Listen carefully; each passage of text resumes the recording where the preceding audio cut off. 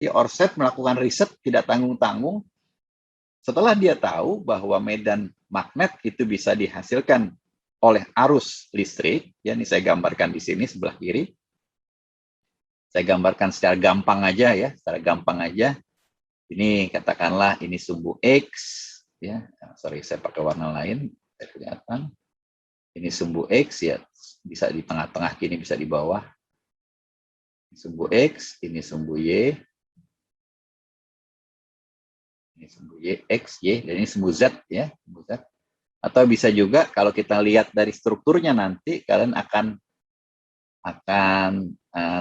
terdorong dan akan terpaksa mengakui bahwa untuk struktur ini lebih baik memakai koordinat sistem silinder ya, yaitu radial, rho, dan ke arah azimut ini V ya. Karena nanti kalian akan tahu ya, Orsted membuktikan kalau dia mempunyai sebuah kawat beraliran listrik ke atas, ya ke atas ini kita definisikan aja ya ke atas, dan dia letakkan kompasnya itu di tempat satu, maka kompasnya ini menunjuk arah utara ke sana. Kalau diletakkan di sini, kompasnya menunjuk ke sana. Kalau diletakkan kemari, menunjuk ke sana. Dan diletakkan di sini juga menunjuk ke sana. Jadi ini berhasil dia tunjukkan bahwa arah kompas itu tergantung dari di mana kompas itu diletakkan. Termasuk juga dilakukan pengamatan di ketinggian yang berbeda. Sekali lagi, ini kawatnya terbentang tak terhingga. Ya, saya gambarkan, saya putus-putus di sini. Jadi dari bawah sampai atas itu tak terhingga. Ya, sebenarnya nggak harus tak terhingga juga. Cukup panjang dan ini kita amati di tengah-tengah. Maka kondisi ini sudah terjadi. Ya, jadi si Orsted itu membuktikan bahwa jika saya memiliki sebuah arus, sebuah kawat bermuatan listrik yang saya letakkan secara vertikal seperti ini atau ke sumbu Z, maka medan magnet yang dihasilkan akan searah dengan arah V atau azimut kita bilangnya, berputar dia.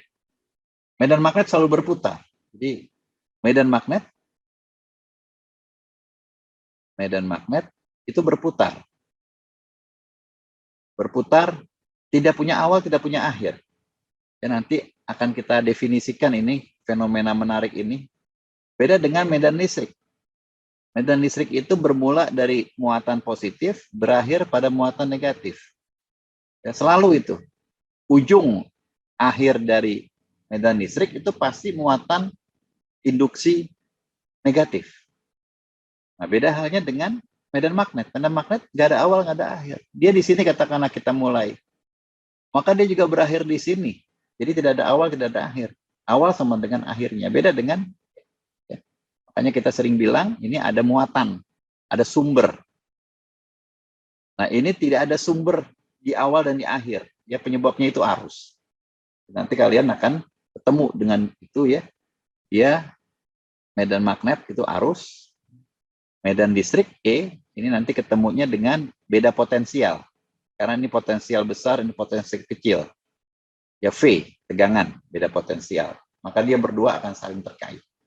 Oke, ya. Jadi itu dia arahnya ini berputar, bentuknya berputar, arahnya azimut.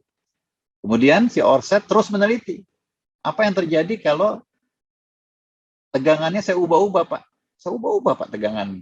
Arusnya, maaf. Arusnya saya ubah-ubah. Saya besarkan, saya kecilkan, saya besarkan sekali. Ternyata linear dia, ya. Jadi begitu I-nya naik, maka B-nya juga naik secara linear. Maka digambarkan seperti ini, proportional. Nah, ini sangat menarik dan sangat penting, kalian bisa mainkan ini. Bisa mainkan. Kalau saya mau medan magnet sebesar itu gimana, Pak? Maka I-nya. Ya. Atau kalau kalian nanti, tapi Pak, I-nya ini nggak bisa digedein lagi, Pak. Mentok, Pak. Dia nggak boleh di atas 2 ampere. Maka kalian gabungin 2 buah kawat. Ya, jadi ada 1 kawat, ada 1 kawat lagi. Masing-masing I. Berarti ini 2 I. Syaratnya 1. Kedua kawat ini harus senempel mungkin di tempat itu. Di sumbu Z. Oh, masih kurang, Pak. Mau saya tambahin lagi kawat ketiga. maka 3I. Syaratnya itu nempel. Jadi kalau saya lihat dari atas, katakanlah saya gambar lagi ini ya, sumbu X, sumbu Y, sumbu Z-nya, saya gambarkan lagi, ya, sorry. Saya gambarkan ini sumbu X, sumbu Y. Ya, kalau dari gambar ini, jari-jari, saya putar dari X ke Y, maka dia akan menuju ke kita. Dikatakanlah kalian punya kawat sepotong, selembar, ditaruh di sini nih. Dilewati oleh arus I. Maka di sini, di sekelilingnya akan terbentuk medan-medan magnet sesuai dengan aturan tangan kanan. Ya, sesuai dengan aturan tangan kanan. Jadi aturan tangan kanan terus sekarang bermain. Kalau saya arahkan arusnya ke arah kita, ya tinggal kalian arahkan ibu jarinya ke arah kita. Maka arah medan magnetnya akan berputar seperti ini. Ke arah sini, berputar begini. Ya. Jadi dibuat mudah aja. Jadi kalau saya amati di sini, maka dia akan ke sana. Saya amati di sini, dia akan ke sana. Saya amati di sini, dia akan ke sini. Di sini saya amati, dia akan kemari. Kalau saya amati di sini gimana? Ya miring ke sana. Ya, oke. Nah, jadi seperti itu. Arah, kemudian besarnya. Dan yang terakhir tentu jarak. Itu akan menggoda kita terus. Gimana kalau jaraknya saya jauhkan? Ya, mengecil ya kalau jaraknya saya jauhkan. Makanya si Oersted menemukan gambaran seperti ini. Medan magnet itu arahnya azimut dengan aturan tangan kanan. Ya, kalian bisa lihat dari gambar ini ya. Ibu jarinya itu menunjuk ke arah arus. Ya, nanti kita latihan. Ibu jarinya menunjuk ke arah arus, jari-jari lainnya, jadi kalian gini kan, jari-jari lainnya ini menunjukkan arah dari medan magnet. Ya. Jadi seperti itu, dengan besar, proporsional, dengan arusnya, logis sekali ini. Kenapa Pak nggak I kuadrat? Kenapa I saja? Ya karena si Oersted temukan begitu, linear. Kemudian di bawahnya juga rho, bukan rho kuadrat. Nah, ini faktor proporsionalitas yang di belakangan hari dilengkapi oleh para ilmuwan bahwa medan magnet induksi rumusnya seperti ini. Ya, sedikit agak complicated ya, karena dia mengandung benda ini nih, benda ini, dia mengandung benda ini, ya, dan belakangan benda ini didefinisikan sebagai permeabilitas ruang hampa karena si Oersted melakukan penelitiannya di udara, di vakum atau di ruang hampa. Ya. Nah, kalau dia lakukan di tempat lain berubah sedikit, ya ada new air. Ya. Tapi sekarang kita belum bahas, nanti atau mungkin minggu lalu dibahas. Nah, kemudian para ilmuwan juga mendefinisikan besaran yang lebih mudah, yaitu H. Ya, kalau ini B, medan magnet induksi, ya ini B. Nah, kemudian para ilmuwan mendefinisikan sekarang itu H, yang dinamakan medan magnet itu sendiri, ya medan magnet, yang mana H dengan B tinggal B dibagi permeabilitas. Ya, sehingga ini bisa kita coret dan menjadi lebih mudah pembahasannya. Ya, jadi dalam banyak hal kita gunakan yang lebih mudah ini, tapi di kondisi lain ya terpaksa mungkin kita harus menggunakan B, ya tergantung dari kebutuhannya. Sama seperti di masa lalu kita membahas E dan D, tergantung kebutuhannya.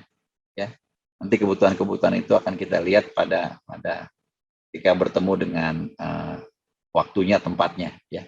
Jadi sekali lagi di sini Oersted merumuskan bahwa medan magnet itu dihasilkan oleh arus listrik. Ya. Kalau mau pakai yang magnet gimana Pak? Itu pembahasan lain. Karena zaman sekarang rata-rata medan magnet itu kita gunakan arus listrik. Ya kadang dengan magnet ya, seperti di dinamonya Tamiya, kemudian di loudspeaker, ya kita gunakan magnet untuk menghasilkan medan magnet. Tapi seringkali medan magnet yang besar tidak terlalu mudah kalau kita hasilkan dengan magnet permanen, maka digunakanlah arus listrik. Ya, contohnya, contoh sederhananya di trafo atau di motor-motor listrik yang agak besar, atau ya di aplikasi-aplikasi lain. Ya. Jadi rumus ini menjadi rumus yang sangat penting ya untuk perhitungan sederhana. Karena sederhana, ya sederhana sekali rumusnya. Tinggal kalian membagi ini, nggak ada integral, nggak ada akar, nggak ada kuadrat, tinggal I dibagi 2pi rho. Ya. Paling mesti hati-hati sama ini nih, arahnya. Kita pelajarin, ada contoh-contoh habis ini. Tapi menghitung besarnya gampang.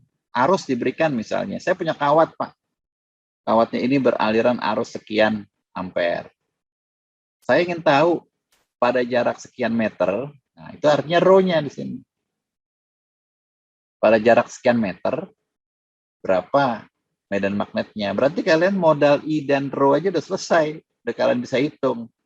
Sekian ampere dibagi 2pi dibagi sekian meter. Dapatlah medan magnet.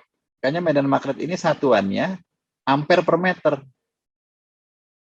Karena kita bagi atas dengan bawah, ampere dibagi dengan meter.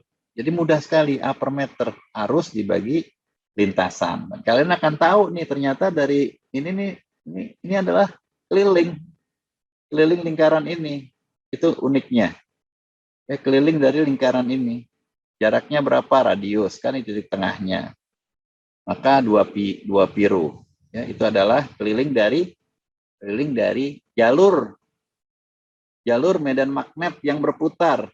Ya, dari awal di sini dia berputar sampai di sini. Itu dia menempuh jalur 2pi rho. Nanti kalian akan lihat ya, bawah ini jalur, atas ini H dikalikan jalur, ya, nanti akan ketemu dengan integral lintasan begini. H dikalikan jalur, S itu sama dengan arus. Ya, nanti kalian ketemu di bagian akhir dari perkuliahan ini. Ya, jadi rumus sederhana ini hanya berlaku untuk kondisi sederhana. Kalau kondisinya nanti lilitannya banyak Pak, muter-muter gini ya nggak berlaku. Ya, ini hanya yang sederhana aja. Sebab itu kita ambil contoh yang sederhana ini, nanti ada contoh sederhana lagi, nanti ada contoh-contoh lain. Nah, contoh yang pertama, ini contohnya sederhana sekali ya, gambarkan di sebelah kiri. Jadi kalian memiliki 2 buah kawat. Ya, saya langsung aja 2 buah kawat, biar ketahuan 2 buah kawat. Kalau 1 kawat terlalu mudah. 2 buah kawat, kawat pertama ini dialiri oleh arus 1 ampere. Ya, ini arahnya diberikan. Ini penting nih arahnya, karena kalau arahnya saya ubah, berubah. Jadi dia naik ke atas 1 ampere ya, 1 ampere. Dan yang kedua, kawat kedua itu ada di posisi sini nih ya. Posisi sini itu kita bilangnya kalau ini nih posisinya di X sama dengan 0, Y sama dengan 0 gitu ya. Z-nya berapa? Dia tak terhingga Z-nya. Dari minus tak terhingga sampai plus tak terhingga. Ya, padahal kawatnya panjangnya 5 meter ke bawah, 5 meter ke atas sudah cukup. Kemudian kawat kedua berada pada posisi X sama dengan 0, Y sama dengan 0,5 meter. Jadi kalian bisa melakukan eksperimen ini dengan mudah. Kita pakai alat ukur gitu. Mudah. Ya, jarak 50 cm ini. Arusnya itu 0,2 ampere. Nanti kalian bisa lihat bahwa struktur kayak begini ini struktur yang tidak terlalu tepat ya. Kenapa tidak tepat? Ya, karena nanti medan magnetnya besar. Ini cuma contoh aja. Hitunglah medan magnet di sepanjang sumbu Y. Ya, jadi ditanyanya itu di sepanjang sumbu Y. Jadi kalau saya lihat di sepanjang garis ini. Ya, di sini, di sini, di sini, di sini, di sini, di sini, di sini, di sini, di sini. Sepanjang sumbu Y. Sepanjang sumbu Y. Berapa besar medan magnetnya di sini? Ya, berapa besar medan magnetnya di sini? Berapa besar medan magnetnya di sini? Gitu. Ya, saya tunjukkan ini cuma 3 kasus aja. Di sebelah sana, di sebelah sini, dan di antara keduanya. Ya. Hanya saya gambarkan secara dua dimensi. Ini tolong kalian lihat di bawah ini. Saya gambarkan secara dua dimensi biar kelihatan.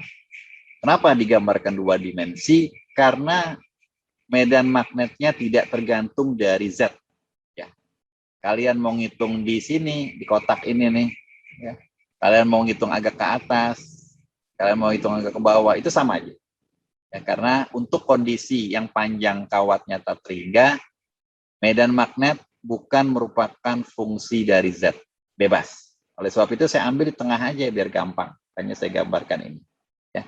Oke, jadi kalian sekarang bisa mengamatinya secara dua dimensi. Kenapa dua dimensi? Karena gampang dua dimensi. Saya bisa gambar dengan mudah. Ya, jadi saya gambarkan di slide berikutnya ya. Nah, di sini saya gambarkan. Jadi kalian di sini memiliki, ya saya pakai, coba saya pakai bikin koordinatnya dulu. Ini sumbu X, ini sumbu Y, ya. Nah, kemudian saya gambarkan dengan warna putih, dengan warna kuning. Dengan warna kuning ini adalah arus pertama yang arahnya ke kita. Oke ya. Di arus pertama ini akan menghasilkan medan magnet. Ya. Arus pertama ini akan menghasilkan medan magnet kemana? Jadi kalau saya gambarkan, ini dekat dengan dia ya, saya gambarkan dulu dekat dengan dia, dia akan menghasilkan medan magnet ke sana. Ya, berputarnya begini nih. Jadi yang di sini itu ke atas, ke kiri, ke bawah, kemudian ke kanan. Kalau saya amati di sini gimana? Kalau saya amati di sini, ya begini. Ke atas, ke kiri, ke bawah, ke kanan. Gitu ya. Ini cuma contoh aja saya arahkan begitu. Oke. Nah sekarang saya gambarkan kawat kedua. Warnanya merah. Kawat kedua jaraknya 50 cm atau setengah meter. Anggap aja di sini. Kawat kedua itu arah arusnya juga ke kita. Ya, nanti kalau ada soal ujian, ya suka-suka dosennya nanti harusnya ke yang satu ke sini, yang satu ke sana misalnya. Ya, ini kalian harus ngerti makanya. Nah, kembali kalian menggunakan aturan tangan kanan, ya walaupun dia ada di sini, tadi kan ini gampang di sini. Ibu jarinya di sini. Nah, sekarang ibu jarinya di sini. Nah, kalau ibu jarinya ada di sini, maka lingkarannya juga titik tengahnya ini. Saya gambarkan ya. Dekat-dekat dia begini. Nah, ini ke sana, ini ke atas, ini ke bawah. Oke ya. Oke. Nah, kalau agak jauh, saya gambarkan ya, misalnya agak jauh. Nah, ini ketutupan sini. Sorry. Saya gambar lingkarannya besar, lingkarannya besar. Jadi di sini dia ke atas, karena ibu jarinya menunjukkan arah begitu kan. Di sini ke atas, yang sebelah sini nggak kelihatan di atas ya. Yang sebelah sini itu dia ke bawah. Dan sebelah sini dia ke kanan. Jadi kalian bisa lihat dengan ilustrasi-ilustrasi seperti ini, dan kalian bisa lihat dengan mudah sekali bahwa di sisi sini, atau sisi Y lebih kecil dari 0, atau sisi sebelah kiri, ya wilayah 1 katakanlah, ya di sisi wilayah 1 ini, kalau kalian lihat medan magnet kuning sama medan magnet merah itu sama-sama ke bawah, ya ke arah situ. H1, jadi medan magnet yang kuning itu arahnya ke arah bawah, itu AX, ya arahnya AX. Besarnya berapa ya tinggal dihitung nih berapa jaraknya. Yang jelas kalian tahu ke bawah. Dan H2 juga ke bawah. Ya, H1 dan H2 ke bawah. Di sisi kiri, di sisi Y negatif. Kemudian di sisi Di sisi sini saya bilangin. Ya. Sebelah kanan dari kawat kedua atau untuk Y lebih besar dari 0,5 ya. Tadi Y lebih kecil dari 0, sekarang Y lebih besar dari 0,5 meter.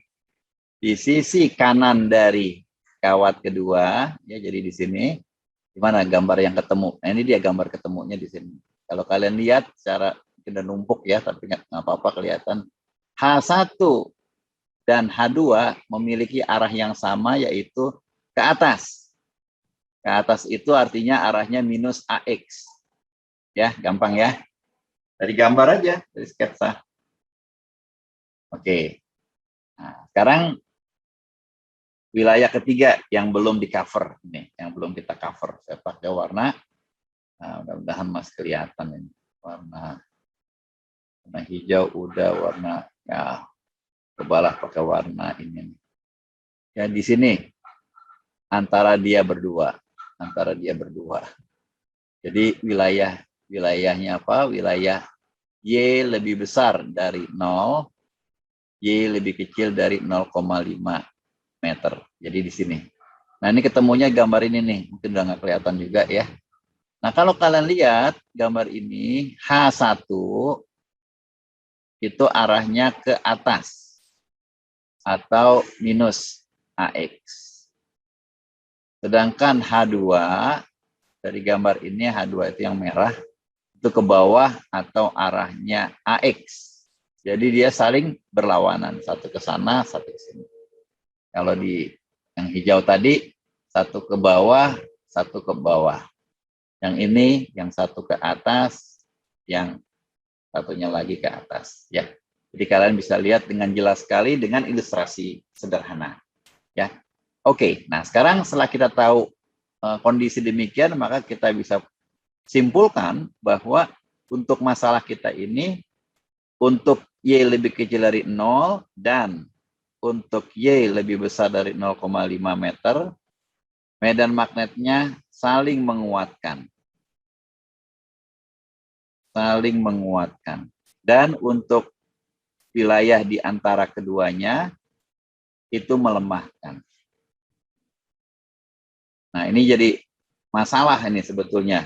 Kalau kita pasang di ruangan ya, kalian punya kawat, satu kawat ke sana, satu kawatnya lagi ke sana, maka di sini medan magnetnya besar. Dan itu tidak diinginkan, makanya seringkali ya begini dia. Gitu begini. Kalau ini nanti kasusnya kebalikannya ya. Ingat-ingat ya, siapa tahu keluar di UAS nih.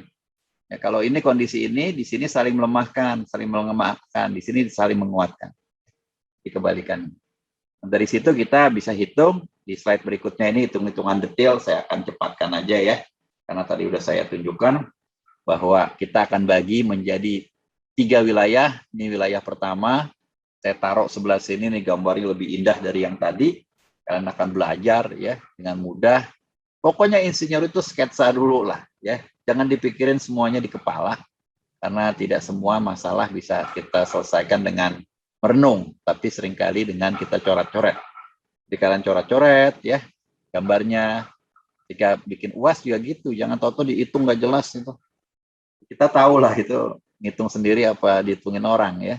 Coret-coret lah dulu, nggak apa-apa.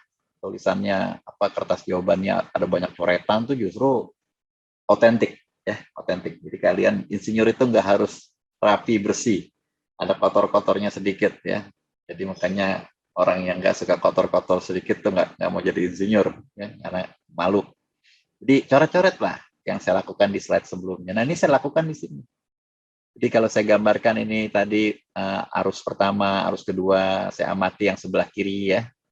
Jadi saya tahu ini kalau pengamatannya di sini ya, pengamatan di sini, maka lingkarannya itu memiliki radius kecil nih. Ini adalah jarak dari kawat pertama ke titik pengamatan P. Sedangkan yang ini besar radiusnya. Jadi lingkarannya pun juga besar. Ini saya cuma buat sepotong aja nih. Kalau kalian mau lanjutkan, ambil tempat banyak nih. Makanya saya ambil cuma sepotong. Artinya memang nanti medan magnet yang dihasilkan oleh arus kedua ini lebih kecil. Jadi tambah lagi arusnya juga kecil ya. Lebih kecil nanti. Ya, tapi nggak apa-apa, kita hitung aja. Ya, kita hitung aja di sini muatan, arus pertama menghasilkan medan magnet pertama. Ini dia H1, ini rumusnya. Ya, dan kita tahu persis itu I1-nya 1 ampere ya. Nanti kita masukkan di sini 1 ampere. Kemudian 2pi-nya taruh di sini 2pi. Kemudian jaraknya berapa? Ya jaraknya kan kalau kita lihat jarak dari sini ke sini itu karena dia negatif, maka kita bilangnya dia ke arah dia minus Y ya. Atau kalau kalian mau buat mutlak juga Y bisa, mau buat minus Y juga bisa. Kenapa dibikin minus Y? Karena dia negatif Y-nya di sini. Minus 1 misalnya, minus 2, ya, jadi dibuatnya minus Y. Kemudian arahnya mana? Arahnya tadi saya udah bahas di slide sebelumnya, arahnya ke bawah. Ke bawah itu menurut koordinat ini ke arah X. Nah, kalian bisa lakukan dengan hal yang sama terhadap medan magnet yang dihasilkan oleh arus kedua. Ya, arus kedua berapa? Arusnya I2 0,2 ampere. Jaraknya berapa nih jaraknya? Ya jaraknya dari sini ke sini. Ini jaraknya. Berapa itu jaraknya? Kalian jumlahkan aja dari sini ke sini itu 0,5. Dari sini kemari itu tadi minus Y. Jadi 0,5 minus Y. Ini hasilnya pasti lebih besar dari 0,5. Karena minus Y itu positif ya. Atau kalau kalian mau bikin mutlak juga bisa. Ya jangan bingung sama penulisan-penulisan ini. Yang jelas secara tanda ya kita tahu pengamatan di sebelah kiri ini Y-nya negatif. Terus arahnya kemana? Arahnya ke bawah. Maka juga arahnya ke tubuh X atau AX. Lengkaplah sudah pembahasan kita. Sisanya tinggal mensinkronkan, memasukkan. Ya, ini saya keluarkan yang sama itu arahnya yaitu AX, saya keluarkan kemari. 2pi-nya juga sama, saya keluarkan di sini. Ya, ini harus ditambahkan ini AA ya, ampere di sini ampere. Biar ketika kita masukin nanti satuannya meter jadi ampere per meter ya. Saling menguatkan. Kemudian untuk wilayah yang tengah tadi ya saling melemahkan. Jadi kalian tinggal hitung aja dengan prosedur yang sama, ini enggak terlalu susah. Tapi letakkan di tengah di sini di antara keduanya, enggak harus pas tengah-tengah. Kalau pas tengah-tengah Y-nya 0,25 ya. Di antara keduanya, maka kita akan bilang dari sini ke sini itu jaraknya Y, Pak. Iya, karena ini titik acuan kita, titik 0. Y sama dengan 0. P-nya ada di Y. Kalau P-nya ada di Y, maka ini 0,5 dikurangi Y. Ini dia. Ya, yang kalian butuhkan. Arusnya nggak berubah sama. Dan ini positif Y-nya sekarang. Jadi jangan kalian mutlakan karena udah positif. Ini juga Y-nya positif, maka rho 2 pasti lebih kecil dari 0,5. Ya, karena dikurangi. Arahnya gimana? Nah, ini arahnya. Arahnya tadi muatan arus yang pertama itu menghasilkan medan magnet ini. Ya, medan magnetnya sama semua nih. Gambar tadi juga medan magnetnya begitu arahnya. Ya. Sama. Tapi yang kita amati sekarang yang ini, bukan di sini. Kenapa Pak nggak di sini? Ya itu soal lain nanti kalau kalian mau bikin. Kenapa nggak di sini? Oh itu soal lain nanti, susah lagi. Saya ambil yang gampang dulu nih, karena soal pertama, contoh pertama. Di sini, maka medan magnetnya ke atas. Tegak lurus ke atas. Ya. Inilah kehebatan dari koordinat silinder. Tepat ke atas, itu artinya negatif dari X. Ya. Maka dia minus AX. Sedangkan arus kedua tepat ke bawah, positif X, ya AX. Sisanya tinggal kalian masukkan dan saling melemahkan ya. Kelihatan di sini ada tanda minus, kalau yang tadi ada tanda plus, saling menguatkan. Oke, dan yang terakhir adalah bidang wilayah yang sebelah kanan. Wilayah sebelah kanan artinya sebelah kanannya arus yang kedua, ke sana. Y lebih besar dari 0,5 meter. Persis sama jaraknya. Ya.